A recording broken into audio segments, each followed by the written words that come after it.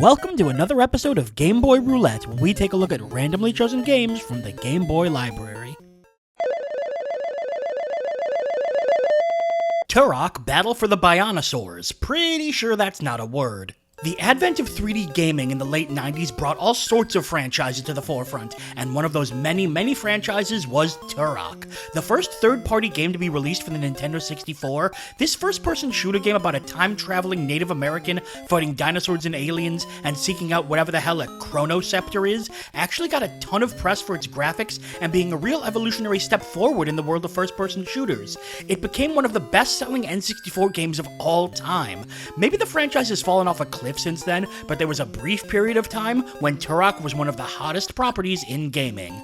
And so, with the immense popularity of the N64 version, of course the publisher, Acclaim, wanted to bring the franchise to new but smaller heights with this Game Boy release. But honestly, it's not like Acclaim had much of a choice. See, at the time, Acclaim was near bankruptcy, and basically threw everything they had left into the development and marketing of Turok, with their in-house developer, Iguana Entertainment, hoping it would be what turned around Acclaim's misfortune. And with the massive success of the game, that's exactly what Turok did. Although, given some of Acclaim's major missteps later on, maybe that's not a good thing. But never mind that, let's talk about the best cover in the history of gaming. This awesome image of the protagonist Tal Set, ready to shoot a dinosaur with a mystical arrow. It looks like the cover to the best rock album ever. Turok may have done well on the N64, but how did the Game Boy version fare? Make sure your quiver is well stocked as we go hunting with Turok, Battle for the Bionosaurs. Turok, Battle of the Bionosaurs. Right, Turok was a comic book once. Subsidiary of Golden Books Family Entertainment, I guess. There's 1,000 stories about this company. Probably not as many about these guys. Okay, I'm ready to go. Oh, this is the title screen, I suppose. Turok, Battle of the Bionosaurs. Look at that logo. I'm kind of liking this music. Let's go. Locate the hub ruins. Isn't those them right there? Those kind of look like hub ruins. Yep, that's Turok, all right. Oh, okay. Wow, I just sort of ran into that battle. Okay, A to jump. B to slice. Oh, I was just playing around with select. If I hold select and press up, I look upwards.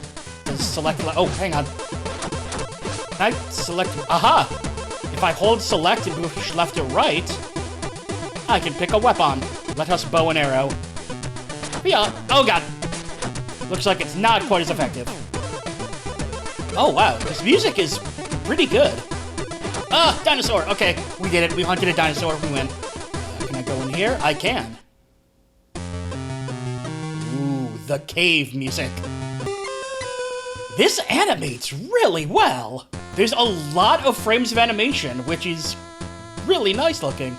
I mean, just look at the detail on the way the feathers in his headband bob up and down. That's pretty cool. Now my question is, when do I get my machine gun? I picked up a triangle. I don't know what the triangle is, but I have it now.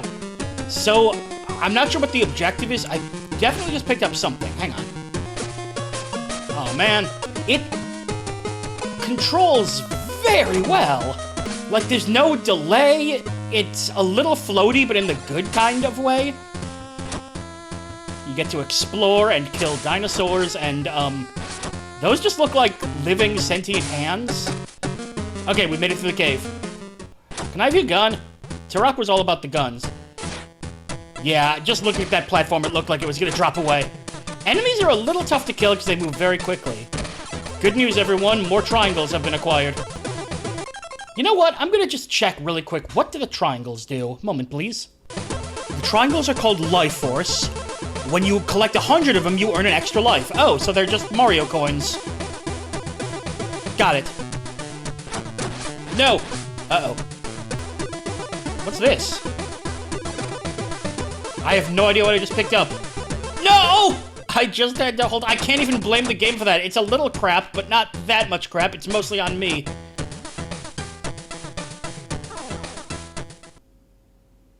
Whoa! What? Whoa. Time out. Okay, so apparently there's fall damage. Oh! Apparently I can climb down off a ledge. You know what? I'm gonna check that guide again, just to be safe I'm doing the right thing. Oh. Apparently I'm not supposed to go that way. Okay, that's... makes a little more sense. Oh my god. Shotgun acquired, I think. Was that the shotgun?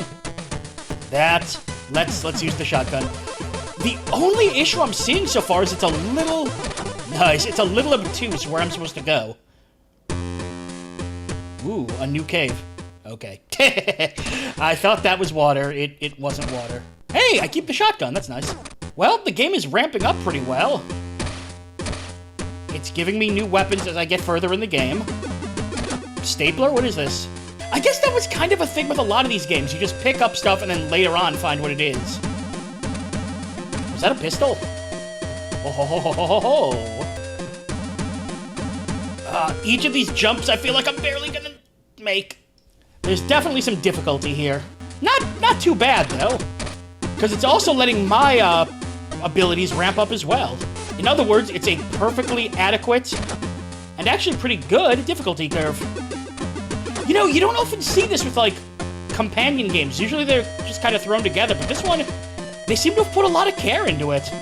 Like, if you just played this and never played the actual, you know, Turok game, I mean, this would stand alone on its own. Damn it! I'm so bad at jumping when I'm supposed to jump. Yeah, you need to get it into your mind that you jump a little further than you think you're gonna jump. It's one of those kind of games. You wanna know the funny thing? This is actually the first time I've ever played a Turok game. I never had an N64. And I've never really been into first-person shooters, either.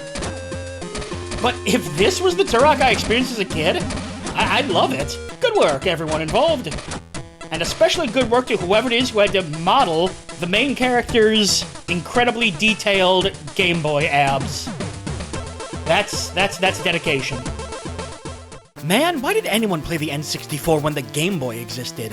When you go into a companion game instead of a remake or a port, you can always expect the developers to take a new direction with gameplay. In this case, you can't expect an open-world FPS to run on Game Boy, so instead they focused on something entirely different and did a damn fine job doing it. It used the general idea of Turok, Guy versus Dinosaurs, as a general outline for what the game should look like, and focused on making a game more fitting to the limitations of the system. In this case, an adventure platformer. Actually, it was impressive even for the Game Boy, as most platformers were linear, run left to right affairs, so having some exploration added to the experience.